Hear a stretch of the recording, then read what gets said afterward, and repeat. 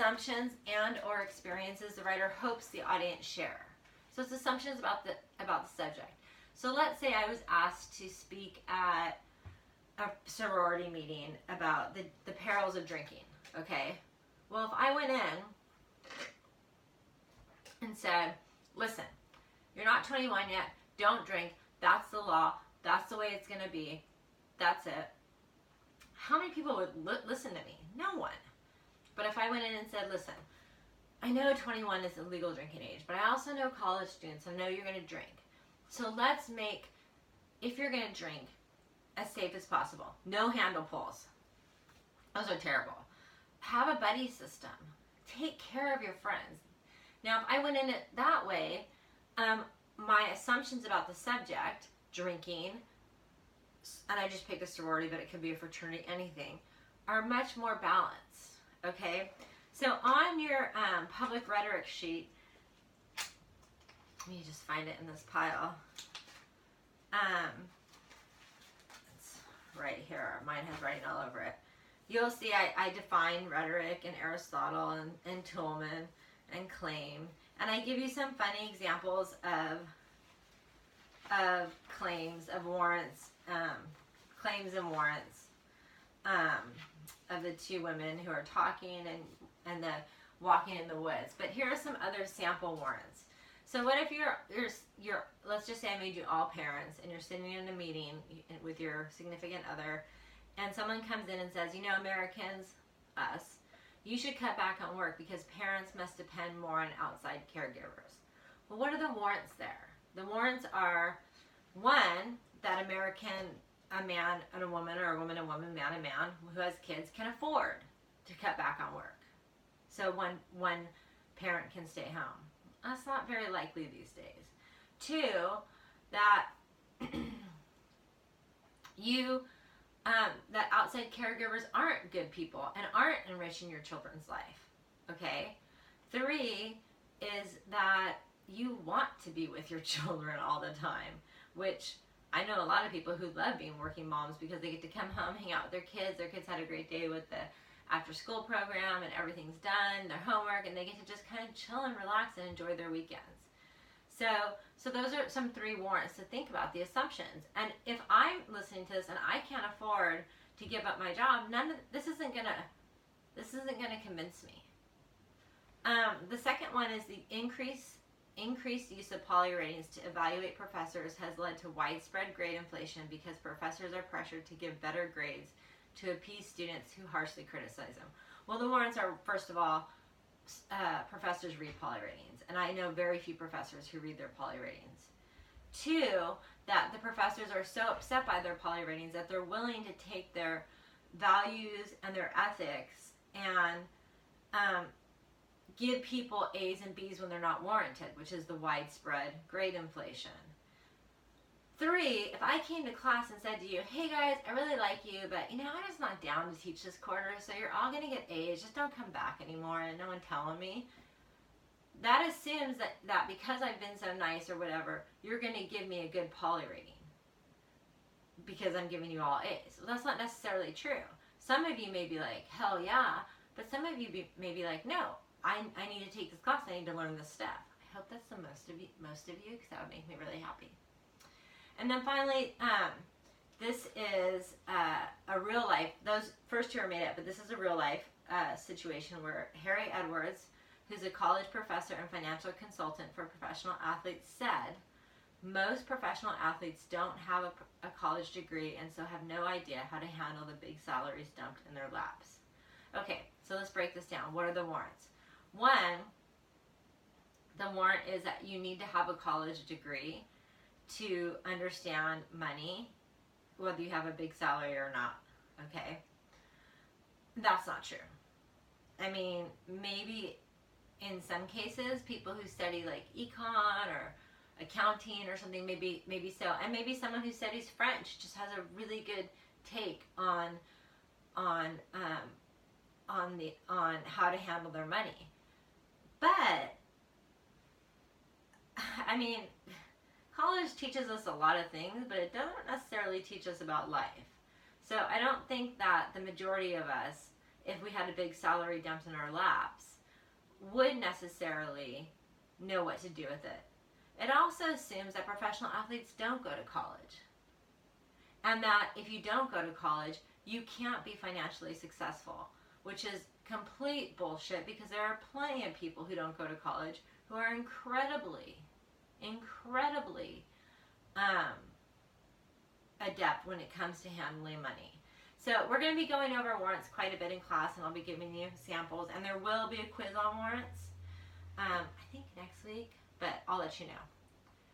So on this, you have to know and memorize your useful rhetorical concepts. So I'll go through them. Stasis literally means a stand. It's when rudder A and rudder B have come to a standstill. And it could be, the example gives,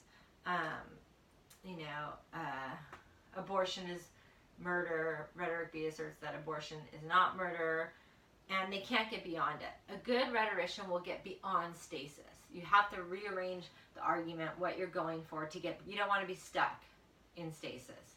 Kairos means fitness for the occasion, as was said, but also now we kind of say good timing. When's a good time to speak about something? So if you want to perhaps talk about gas prices being so high, and we should all buy Priuses or something. When it comes down to it, gas prices aren't that high right now.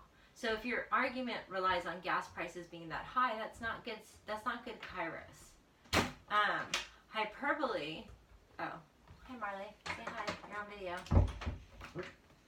Hi. Hyperbole is just what you learned in high school. It's a complete exaggeration of what's happening. But it's not like, oh, my uncle got a fish that was this big. It happens more in politics. And it could be things like, the future depends on this one thing that the president says, or we're on the road to victory when we're clearly not, or, the tyranny of something. So you want to be careful with that. Synecdoche is, when we say and name something with a part that represents the whole, such as all hands on deck or the crown.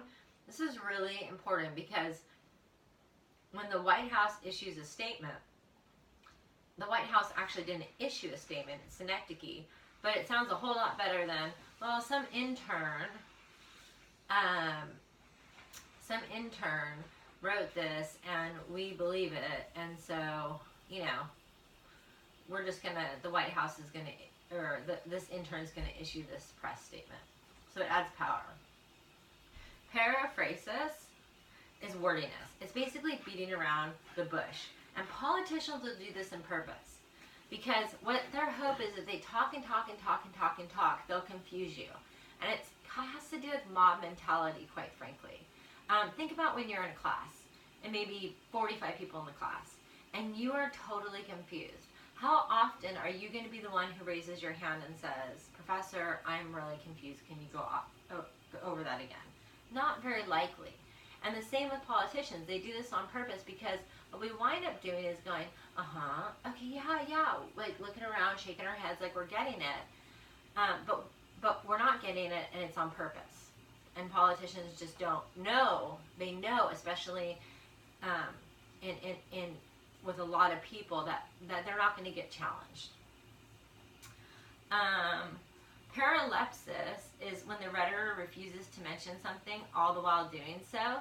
So a perfect example of this is Meryl Streep's Cecil B. Mill, I forget what it's called, award, where she talked about Trump recently, but she never once mentioned his name.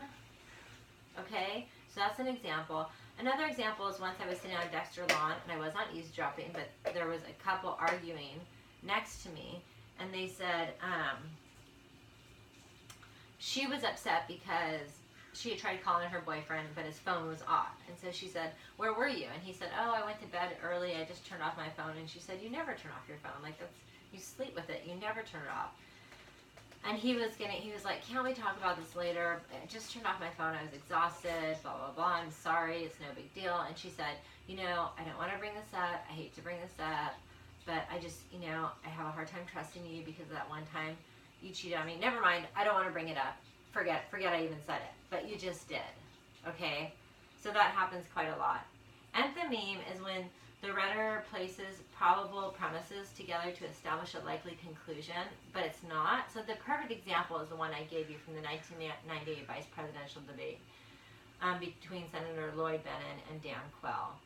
And Lloyd Bennett said, Senator, I served with Jack Kennedy. I knew Jack Kennedy. Jack Kennedy was a friend of mine. Senator, you are no Jack Kennedy. That's super memorable, but it doesn't mean anything. It really doesn't. Because it really didn't in compared to the question. Anaphora is what's used most often. It's when it's the same word repeated at the beginning of successive clauses. So usually it's in series of 3. So the example I give you is on this day victory was earned, on this day you worked hard, on this day you were rewarded. It reminds us on this day, it sticks with us. Antistrophe is the exact opposite, where it's the ending word or phrase is being repetitive. So it could be when I was a child, they spoke as a child, they understood as a child, they thought as a child. Homotitaliuton is when the rhetor repeats words with similar endings. So it's very persuasive as people remember this. And the example is people in government act dishonorably, despicably, and offensively. So you'll see this a lot. We're going to look at a lot of speeches, and it'll be so easy to put this out. And ratiocinatio is when you answer your reason through questions. So like, why are we here today? So if you want to get out of stasis, a good way to do that is to question your way out. Okay, let's think this. We're talking about abortion. You're saying it kills. You're saying this. Let's start with something else that still has to do with it. So like, what are we really trying to accomplish here? Okay, I think that's really important. And then finally, add one to your handout, because I don't have it on. It's called Intimitable. It's spelled anti, meaning table. ANTIMETABLE. And what it means is words repeated in transposed order. So you know this. Shakespeare said fair is foul and foul is fair. Churchill's famous line, let us preach what we practice, let us practice what we preach. JFK said, ask not what your country can do, ask what you can do for your country. John McCain in his convention address said, we were elected to change Washington and we let Washington change us. Bill Clinton said, he said this a couple times, people the world over have always been more impressed by the power of our example than by the example of our power. And it's so effective because it's memorable. Anybody who can recall the first half can probably summon the second by inverting the keywords. But it can get you in trouble. So Mitt Romney in the last election in 2012 said, freedom requires religion just as religion requires freedom. Okay, so let's break this down. The second part is true, okay? When he says, religion requires freedom. I mean, that's in the Constitution. It's true. But his first part was problematic. Freedom requires religion. Basically, what he just did is anyone who's not in a religion, is an atheist, doesn't affiliate with a religion, doesn't have freedom. So he got a lot of slack for that. Of all of these, it's up to you. You want to have good kairos. You want to avoid hyperbole. Synecdoche can be great. Periphrasis and paralepsis you want to annoy. But anaphora, antistrophe, homotitalion, intimitable, all those are great to use. You just don't overuse them, okay? So that's all I wanted to talk to you about today. Sorry I had to do it over video.